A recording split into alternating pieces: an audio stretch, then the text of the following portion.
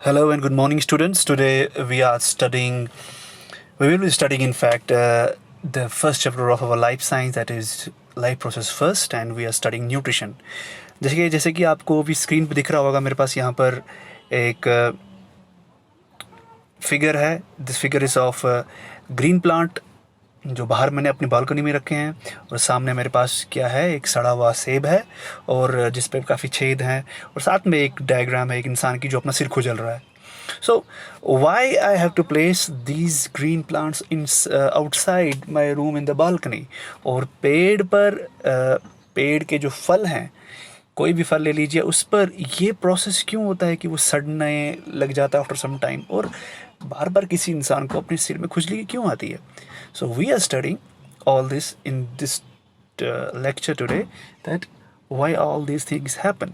So these all things come in the category of nutrition. So we are studying today's mode of nutrition. Today हम mode of nutrition के बारे में पढ़ेंगे. तो mode of nutrition is way of getting food. Actually nutrition means getting food. तो आज हम पढ़ेंगे modes of nutrition.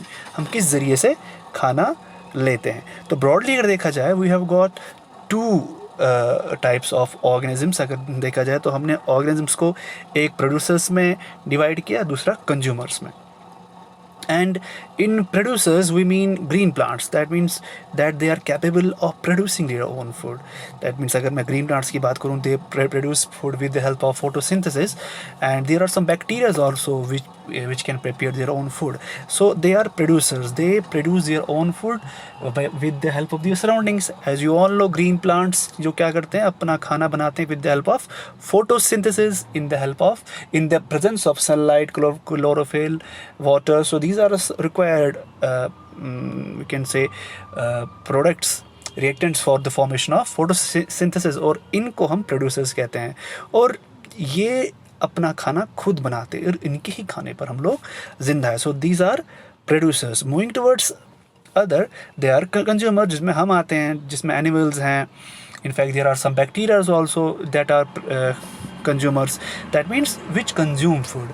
They depend on other organisms to survive. That means they are meant for consumption. ये consume क्या करते हैं, producers जो पैदा करते हैं, these consume them. और इसमें क्या क्या आता है, हम आते हैं, एनिमल्स आते हैं, इनफैक्ट इंसेक्ट्स आते हैं बहुत सारे. सो ब्रॉडली देखा जाए, they are producers and consumers.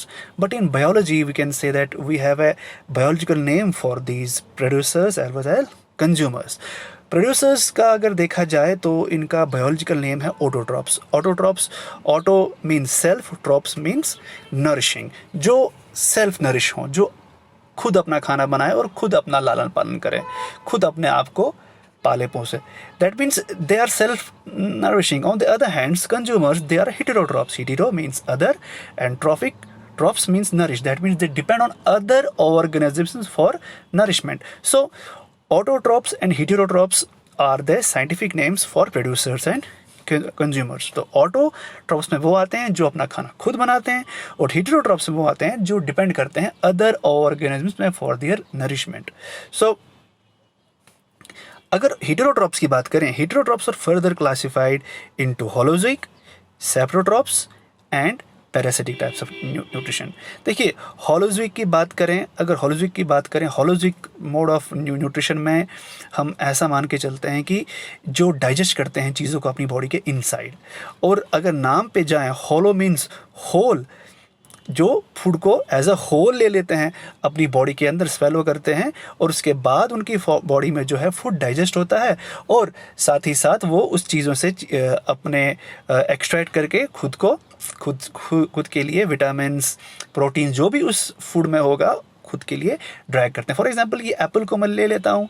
अब जब ये एप्पल है, it is a source of proteins, it's source of vitamins, in fact some carbohydrates भी इसमें होंगे. तो जब प्लांट्स के ज़रिए ये बना और इंसान ने ये खाया, दैट मीन्स वो प्लांट्स के साथ साथ ये चीज़ें भी अपने साथ खा रहा है. तो that means he is consuming the whole thing, और ये चीज़ उसकी बॉडी में जा रही है, डाइजेस्ट हो रही है, और ये होली सोली इस चीज़ को खाकर अपनी बॉडी के अंदर डाइजेस्ट करके ये इनसे विटामिन्स, प्रोटीन्स ड्रैग करके अपना जो लाइफ प्रोसेस है उसको सस्टेन कर रहा है। दैट मीन्स इसके लिए आपका डाइजेस्टिव सिस्टम स्ट्रांग होना चाहिए। For being holozoic you need to have a very good digestive system. Digestion होने के कारण इससे चीज़ें वो एक्सट्रैक्ट करते हैं, इस कॉम्प्लेक्स फूड को सिंपल में चेंज करके इसके जो भी रॉ मटेरियल्स के अंदर हैं फूड के अंदर वो एक्सट्रैक्ट करता है। So this is holozoic mode of nutrition in which the whole food is digested inside the body. इसमें डाइजेशन इनसाइड द बॉडी होती है। Second comes saprotrophs. देखिए सैप्रोट्रॉप्स की अगर बात करें तो ये उनमें आता है जिनमें डाइजेशन जो है उतना स्ट्रांग नहीं होता। वो ऑर्गेनिज्म जिनमें डाइजेशन उतना स्ट्रांग नहीं होता उनको सैप्रोट्रॉप्स कहते हैं। तो वो करते क्या है, वो क्या करते हैं, वो चीज़ों को अपने अंदर डाइजेस्ट नहीं करते बल्कि बाहर उन पर डाइजेशन का प्रोसेस एक्ट होता है, उसके बाद वो चीज़ों को कंज्यूम करते हैं। For example they digest food outside, in other words we can say. अगर आप देखते हैं कि आपके घरों में जो फंगस है वो उसकी एग्जांपल है।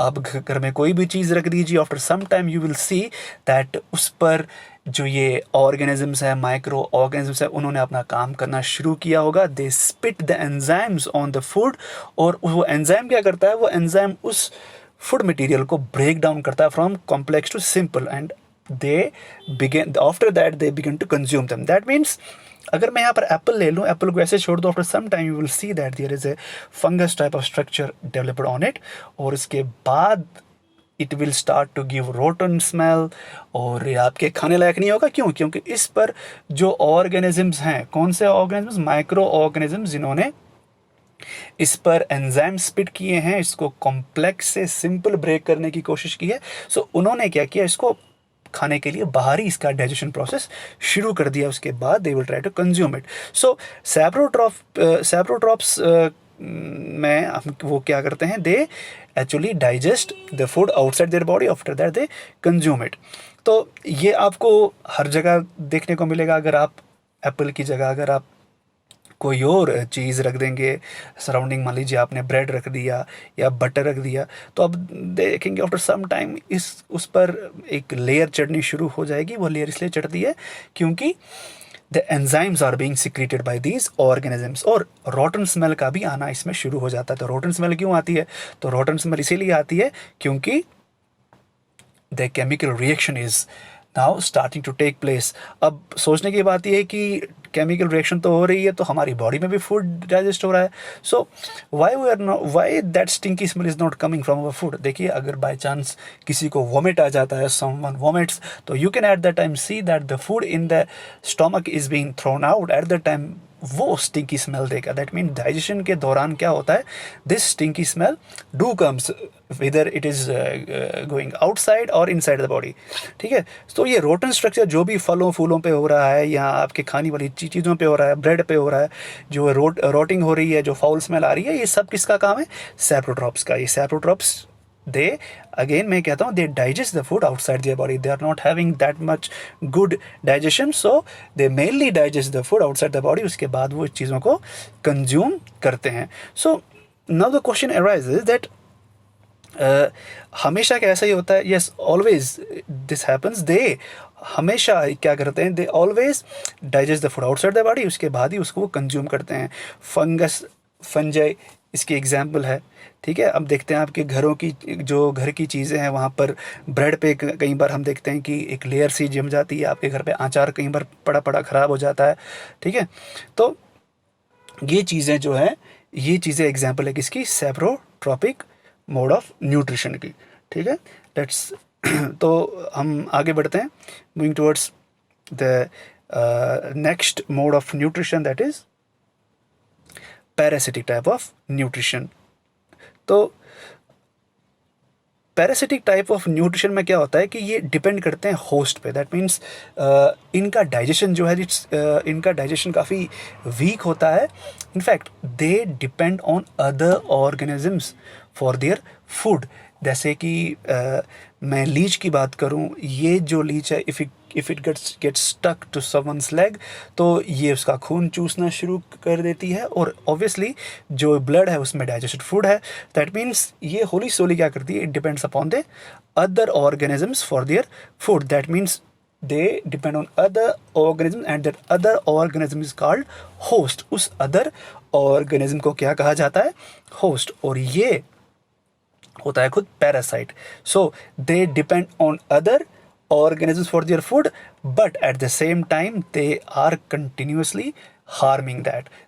They are not killing that person. For example, अगर मैं कोई इंसान बार बार खुजल रहा है, he is having leash on his head, तो leashes भी एक parasites हैं जो इंसान के सरों में होती है. They are dragging the nutrition, they are sucking the blood, और in fact ये आपके खाने पे ही जिंदा रहती हैं. So they will not kill you, but they will continuously harm you. ठीक है. तो tapeworms, roundworms, तो ये टैप ऑफ राउंड वर्म ऐसे पैरासाइट्स हैं जो बॉडी के अंदर रहते हैं, और लीच और ली स्टिक्स ये सब बॉडी के बाहर रहते हैं. टैप वर्म्स, राउंड वर्म्स हमारे इंसान के पेट के अंदर रहते हैं जो डाइजेस्टिव फूड पे काम करते हैं. तो हमेशा ऐसा ही होता है कि मतलब they depend upon the other organisms for their food. Some live inside the body and some live outside the body. So this was all about parasitic mode of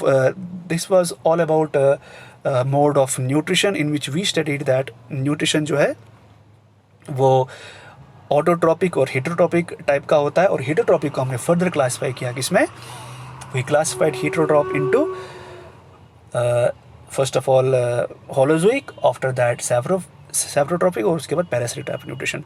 hope आपको चीज़ समझ में आ गई होगी. If there any doubt you can ask me, you can text me. Till then, goodbye.